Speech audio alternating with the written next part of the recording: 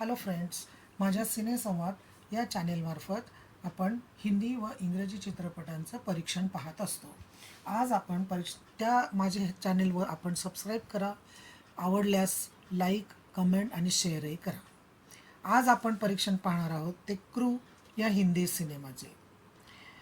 हा सिनेमा केवळ सिनेमा नाही, ही एक कहाणी आहे तुमची, माझी आणि परिस्थितीशी टक्कर देणाऱ्या प्रत्येक मध्यमवर्गीयाची.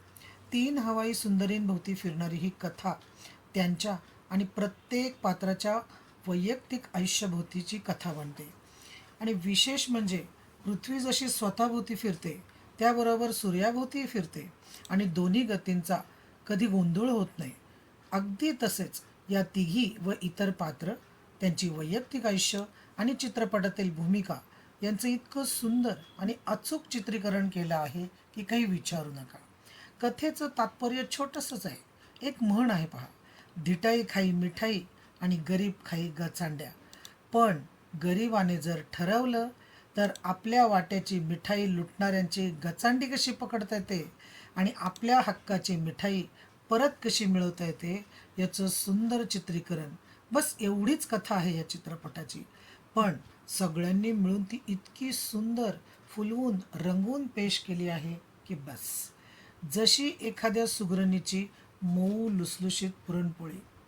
तब्बू ही थोडी वयस्कर हवाई सुंदरी, घरी प्रेमळ पण बेरोजगार नवरा कपिल शर्मा, एक दारुडा आणि उचापती भाऊ, त्याची कष्टाळू पत्नी जिला तब्बू स्वतःहून वेळोवेळी जमेल तशी आर्थिक मदत करत असते. ही सतत भविष्यकाळाची चिंता करणारी, हात राखून खर्च करणारी आणि विचारपूर्वक जगणारी. करीना कपूर ही तिच्यापेक्षा थोडी तरुण हवाई सुंदरी. एक प्रेमळ आजोबांशिवाय तिला कुणी नाही. ही फक्त वर्तमान काळात जगणारी आहे, चंगळवादी स्वभावाची आहे आणि शक्यतो आधी स्वतःचा विचार करणारी आहे. तर तिसरी कृती सॅनन ही वयाने लहान, महत्त्वाकांक्षी, पायलट व्हायचं हे स्वप्न उराशी बाळगून नाईलाजाने हवाई सुंदरी बनलेली, घरच्यांचं मन दुखू नये म्हणून मी पायलटच आहे अशी घरी खोटं सांगणारी आणि विद्यार्थी दशेत उत्तम खेळाडू आणि टॉपर असलेली मुलगी आहे. या तिघी चांगल्या जीवाभावाच्या मैत्रिणी असतात. कोहिनूर एअरलाइन्समध्ये हवाई सुंदरी म्हणून काम करत असतात. दरमहा पगारात होणारी वाढीव कपात आणि खर्चाचा ताळमेळ बसवताना इतर कामगारांप्रमाणेच त्याही तिघी अत्यंत त्रस्त असतात. तरीही जगण्याचा प्रयत्न चालूच असतो. अशात एके दिवशी त्यांचा मॅनेजर त्या तिघींना विमानाच्या कर्मचारी केबिनमध्ये मृतावस्थेत आढळून येतो. एवढेच नव्हे तर त्याच्या शर्टाच्या आतून बनियनवर 12 किलो सोन्याच्या चिपाही आढळून येतात. खूप मोह होऊनही त्या तो मोह टाळतात. पण त्या मॅनेजरच्या खिशातून पडलेली कम्प्युटर फ्लॉपी मात्र करीना गुपचूप उचलून ठेवते. रितसर पोलीस चौकशी होते. तिथून आल्यावर त्या अचंबित होतात की हा मॅनेजर, दिसायला पाप्याचं पितर, ज्याला कुणीही नाही, हा 12 किलो सोन्याची तस्करी का करेल बरं. याचं उत्तर त्या तिघींना त्या सापडलेल्या फ्लॉपीमधून मिळतं. त्यातून हेही कळतं की हा मनुष्य फक्त दुबईच्याच विमानातून क्रू मेंबरबरोबर प्रवास करत असे. त्याच्याकडून एक फोन नंबरही मिळतो. त्या फोनवरून त्यांना एवढंच कळतं की हा मॅनेजर ही तस्करी कोहिनूर एअरलाइन्सचा मालक वालिया यांच्यासाठी CEO मित्तल याच्या सांगण्यावरून करत असतो. त्या तिघी खूप विचार करतात आणि एक निर्णय घेतात. त्या सरळ मित्तलला गाठतात. मृत मॅनेजर राजवंश यांच्यानंतर हेच काम आम्ही तिघी करू, ही तस्करी आम्ही करू असा थेट प्रस्ताव मांडतात. मित्तल आधी धुडकावूनच लावतो, पण पोलिसांना कळवतो या धमकीमुळे मग नंतर तयार होतो. आता सोन्याच्या चिपांऐवजी सोन्याचे गोल चॉकलेट्स बनवून त्याची तस्करी सुरू होते. त्या तिघींना त्या मोबदल्यात भरपूर पैसाही मिळू लागतो. ऐश सुरू होते. बाकीचे क्रू मेंबर मात्र अवाजवी पगार कपातीने हैराण होऊन रडकुंडीला येतात. एकदा कस्टम अधिकाऱ्यांच्या तावडीतही त्या तिघी सापडतात.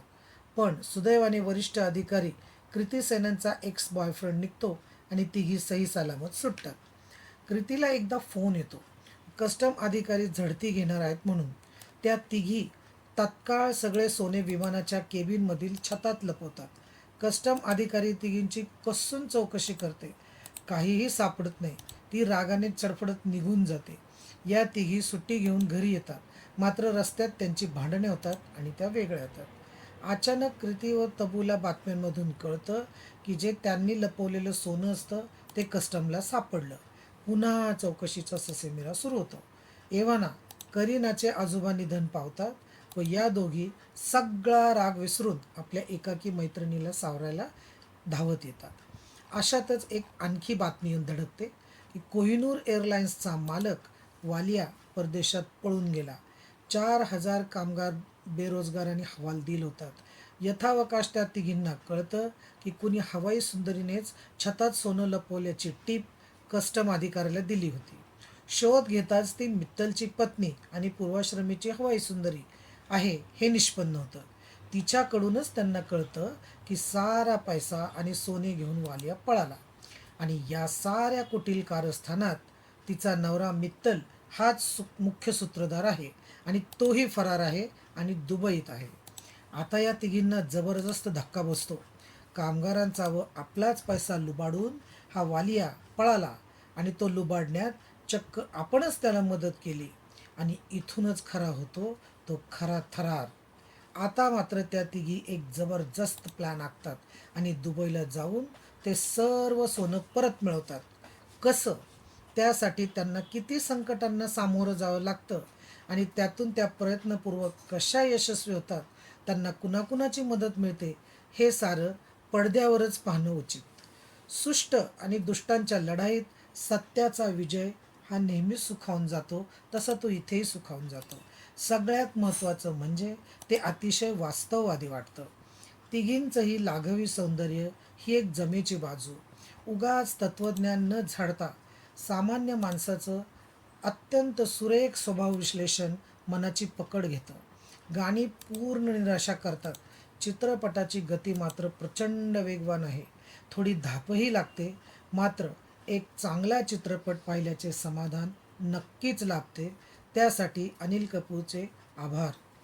अनावश्यक हिंसाचार नाही, बटबटीत किळसवाणं अंगप्रदर्शनही नाही आणि जे काही आहे ते फक्त कथेच्या गरजेपुरते.